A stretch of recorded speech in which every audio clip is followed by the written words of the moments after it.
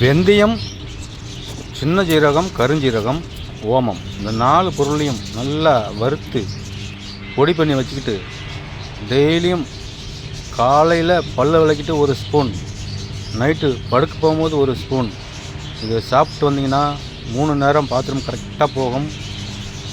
Sugar குறையும். உடம்பில் உள்ள கெட்ட கழிவுகள் வெளியேறும். ரொம்ப அற்புதமான இந்த மருந்து.